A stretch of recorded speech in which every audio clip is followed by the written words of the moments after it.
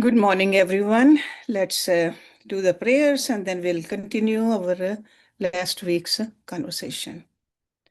Om Guru Brahma, Guru Vishnu, Guru Devo, Maheshwara, Guru Sakshat Parbrahma, Tasmai Shri Guruve Namaha. Om Bhurbhavaswaha Tatsavitravarenayam Bhargo Devasya Dhimahi Dhiyo Yo Nah Prachodayat Asto Ma Sadgamya Tamso Ma Jyotirgamya Mrityurma Amritam Gamya Om Sahna Bhavatu Sahna Bhunaktu Sahviryam Karvavahi तेजस्वी नावधीतमस्तु मा विद्विषावहे ओम शांति शांति Shanti Om. In our last Wednesday's class, we looked at the Katha Upanishad, the message which we get from that great Upanishad. And it's a conversation between a young boy, Nachiketa, 8 years old boy, with the Lord of Death, Yamaraj. He got 3 boons from him. And in the first boon, he asked for the practices which will help us live a happy and healthy life while in this world. Okay. And he asked Yamraji that when I go back, I want my father to be happy and peaceful. Today we are going to look at the next 2 stages of our development, the intermediate and the final. Our goals and objectives at the intermediate stage are well defined.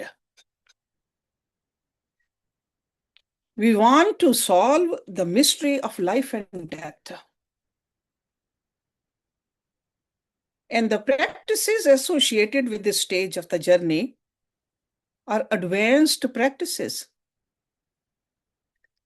They are known as Vidyas, spiritual sciences. And according to the scriptures, they can be undertaken only by those who have a clear mind and know exactly what they are seeking. The seeker must have a firm intellectual grasp of the Vidyas, as well as firm faith in their master's knowledge and abilities. That's why the relationship between the Guru and Shishya is so important at this stage. The science of fire that unveils the mystery of heaven is known in the yogic tradition as Agni Vidya. This is complex and it is often taught at 2 levels. Bahir Yagya and Antra Yagya. Bahir means outer. That means meditation on external fire. And Antra means the internal. So meditation on the internal fire.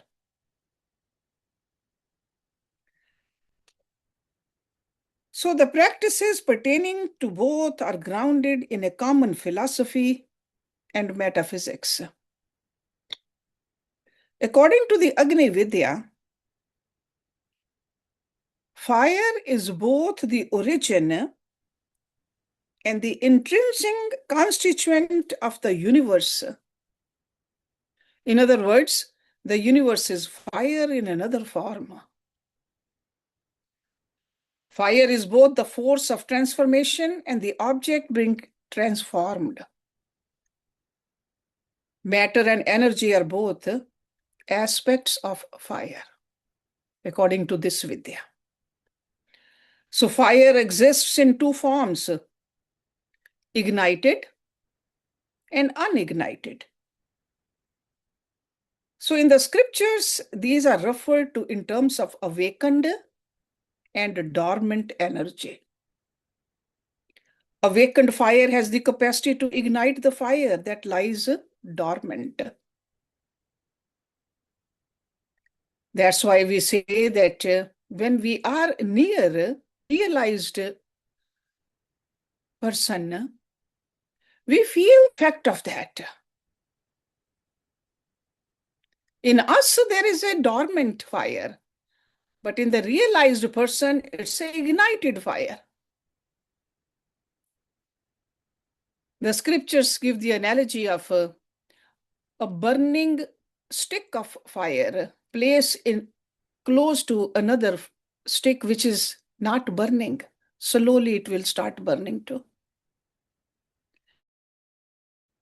Agni Vidya holds that it is only out of ignorance that we see fire solely in the physical aspects. Fire is an intelligent entity. It is fire's intelligence that makes us intelligent.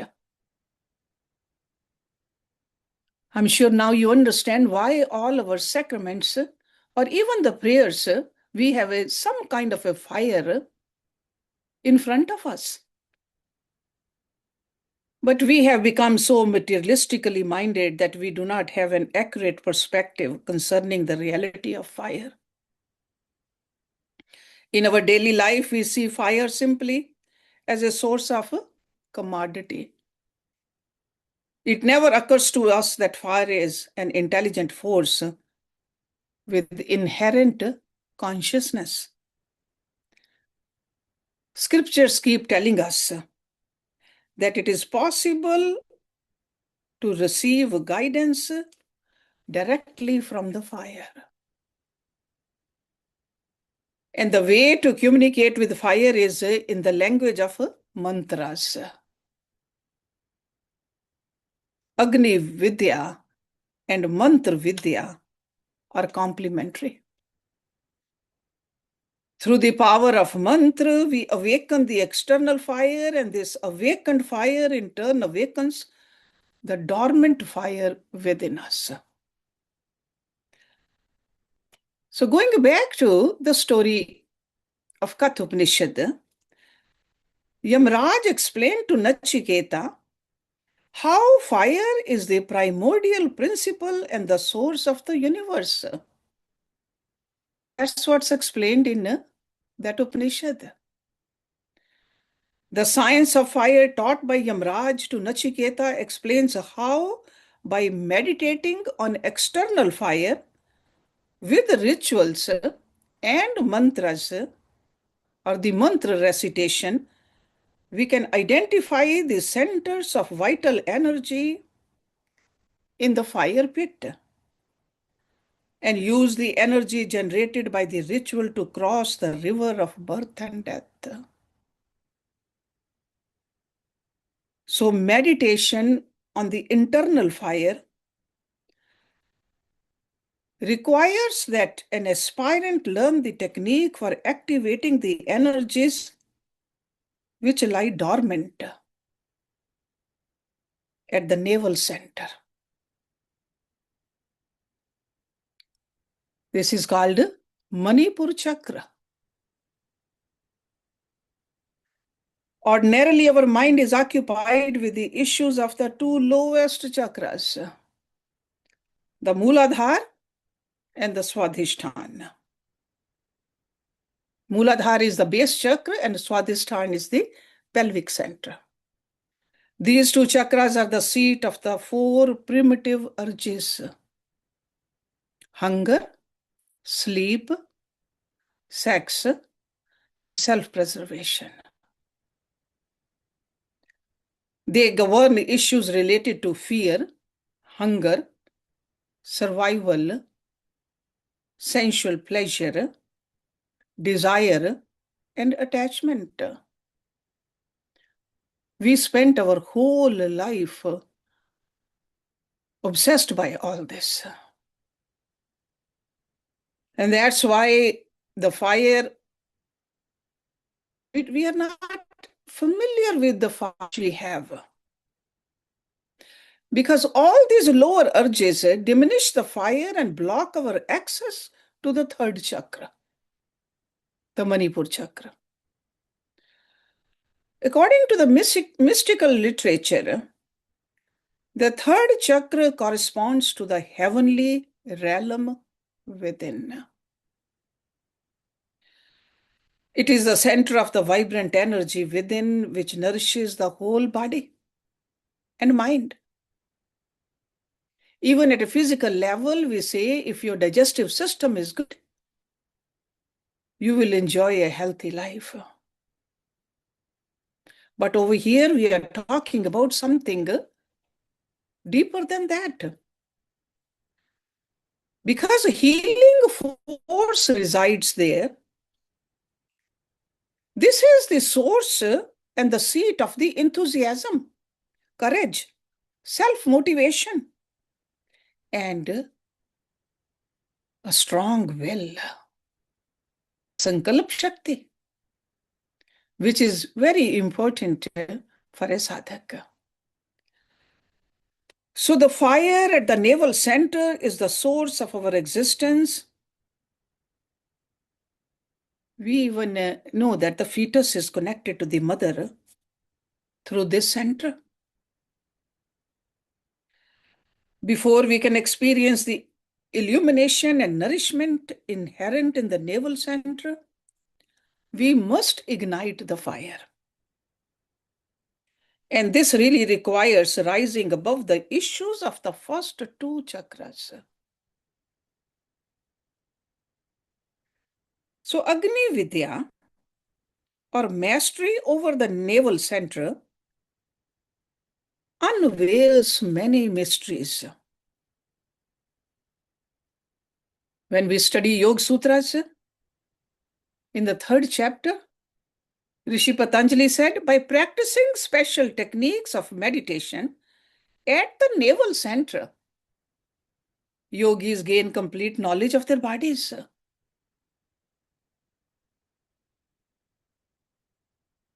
And again, in the same chapter, Rishi Patanjali says, meditation at the solar plexus enables yogis to understand the entire dynamics of the celestial realms.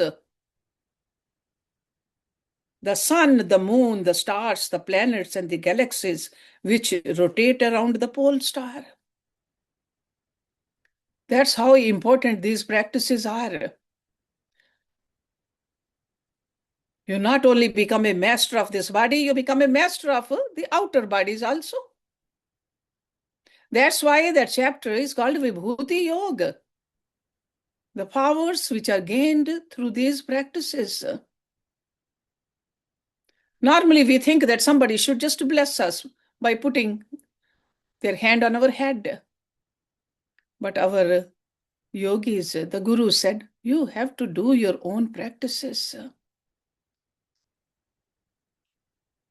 The joy derived from this extraordinary knowledge and experience supersedes our sensory pleasures. Because we spend all our life running after the sensory pleasures.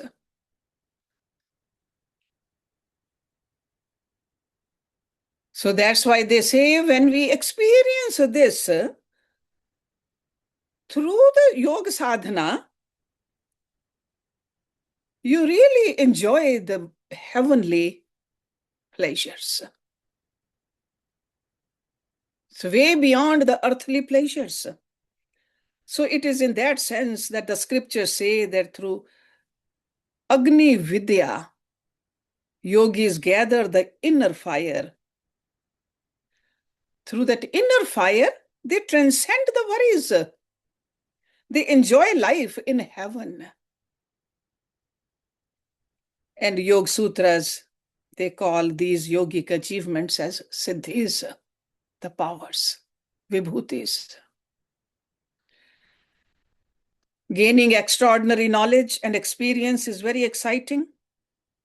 But if we are not diligent in pursuing the highest purpose of life, it can become an obstacle in our spiritual journey by distracting us from our goal and feeding our ego. So, regardless of how much knowledge we gain on the path and how many mysteries we have unveiled, if it does not lead to complete freedom from the cycle of birth and death, it is of little value.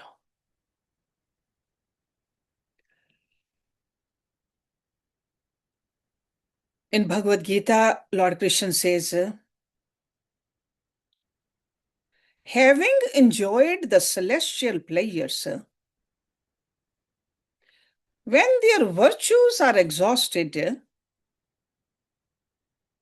that means the meritorious deeds, people return to this mortal world again. Thus, those who intent on receiving rewards undertake practices described in the scriptures remain caught in the cycle of birth and death. This is explained beautifully in the 9th chapter of Bhagavad Gita. Te tam bhuktva swarg lokam vishalam kashine punye mrite lokam vishante. Evam tridharmam anuprapanna gata gatam kam kama labhante. You keep coming back again and again. That's why this is called the intermediate state. No matter how well we know the mysteries of heaven and hell, we cannot attain freedom until we transcend them and reach the realm beyond. If you neglect the higher purpose of life, sooner or later, you will exhaust the store of gems and find yourself back in the realm dominated by worry, anxiety, and fear. So that's why the final stage of sadhana, which is explained in Kathopanishad, is very important for us to understand also. This stage is for those rare seekers whose every desire, including the desire for heaven, is consumed by the desire for knowing the truth, which is eternal, self-illumined, and divine. That's why in that story, in that Kathopanishad, the god of death wanted to give a lot of other blessings to Nachiketa, but Nachiketa did not want any of that. He said, you keep all that to yourself. I don't want it. Long life, land, cattle, and other kinds of luxuries. He said, I don't need that at all. So that's why these desires, the lower desires, we got to extinguish. The highest form of vairagya. And it is the prerequisite to both nirbij samadhi and par-bhakti. Nirbij samadhi means seedless samadhi. There's no seeds left of any kind of a vasana or the sanskars. Seedless samadhi. And par-bhakti means highest form of bhakti, highest form of love for God. Loving God to become one with God. Not just loving God to get something from God. That is called a par-bhakti. At the dawning of this level of non-attachment, the fire of true knowledge ignites by itself. And that fire consumes all the subtle impressions of the past. And Lord Krishna called it a Gyan Agni. In that kind of a knowledge, everything is gone. All the sanskars, all the vasanas, all the karam. The charms and temptations of this world and the celestial realm no longer attract us because our heart is somewhere else. Our longing to the taste that immortal nectar is so strong that worldly and celestial pleasures, they become tasteless. You are not interested. You cannot be moved, just like Nachiketa could have never been moved. At this stage, those seekers who have a strong orientation toward knowledge long only for self-realization. And this, by its very nature, involves experiencing our oneness with the Absolute. Those, on the other hand, with a strong orientation toward bhakti, love and devotion, long to have a direct experience of the divine. And when they do, they merge with the beloved. So whichever form it takes, this final stage of the spiritual journey transcends all mundane and heavenly achievements. So all the earthly achievements and even all the heavenly achievements.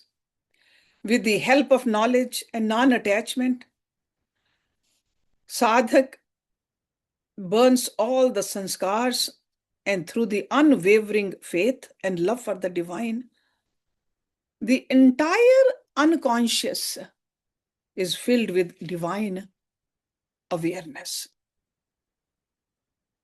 There's just a light of that divinity, nothing else. Whether they leave their body in a yogic manner or die in an ordinary fashion, these yogis go to the realm that transcends the cycle of birth and death, heaven and hell.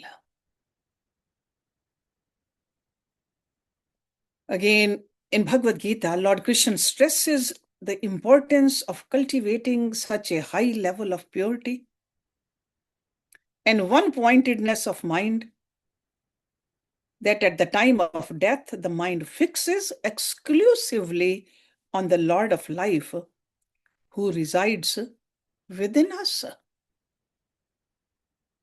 It's right inside us.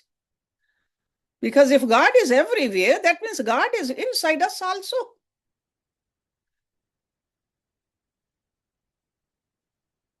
Let me say the words of Lord Krishna from chapter 8. Antkale cha mam ev smaran muktva kalevaram. Na paryati sa madbhavam yati na asti atra sanshaya.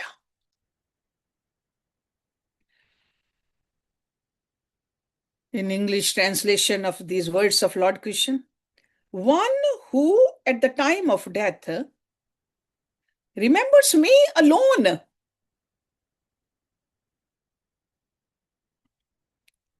This alone word is a very key word over here.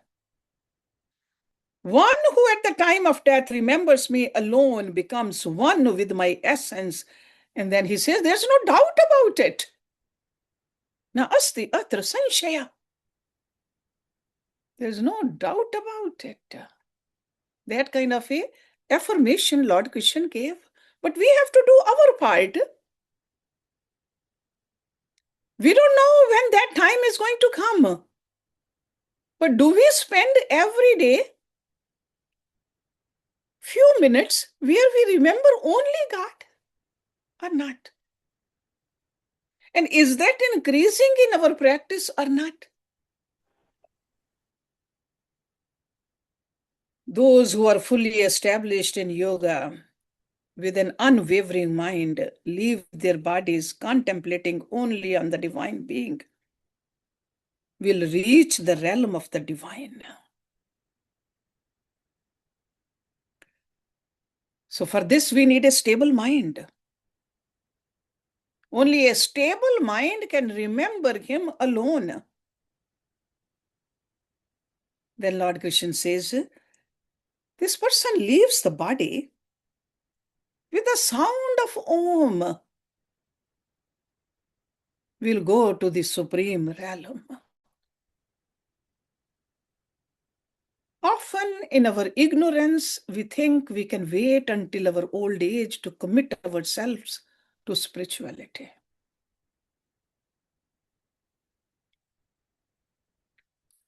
We forget that in the past, countless numbers of people have made similar plans, but they all failed to materialize them. We do not realize that the desires, attachments, and the forces of the unconscious mind,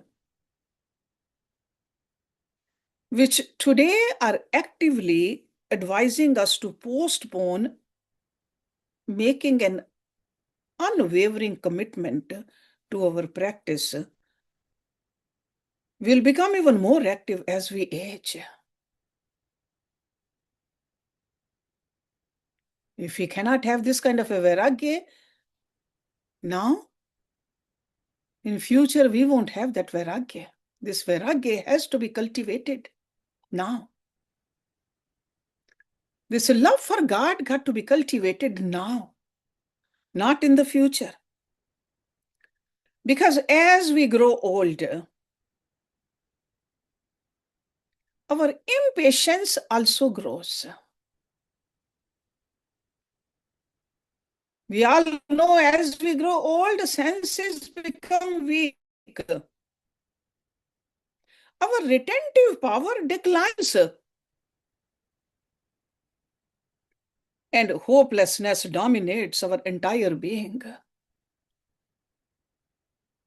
We become so lachar, so helpless. Even our daily functions, we are dependent upon others at an old age. So right now is the time. In fact, yesterday we were studying, or Monday we were studying in Yoga Vashishta. The Rishi Vashishta said the same thing. Childhood, when we are children, we are not ready to do this. When we are old, even if we want to do all this sadhana, we cannot do it.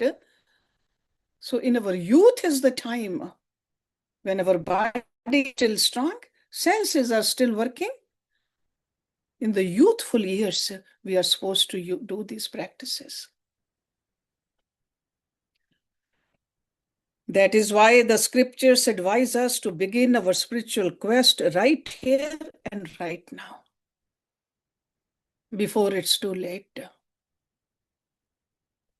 If Nachiketa had this urgency at the age of 8, can't we start it now? Just to pacify ourselves, we say that it's never too late. But the truth is that for one who is ignorant, it is never too late. While for a person who's wise, it's never too early. So it depends on us. Do we want to look at this journey from the wisdom point of view or from the ignorance point of view? So ignorant will say, I can do later on. I have plenty of time. The wise will say, no, I have already wasted enough time. I want to start it right now and be on the path steadfastly. I'm sure you have heard that the journey towards death begins at the moment of birth. The sooner we start the spiritual journey, the better it is.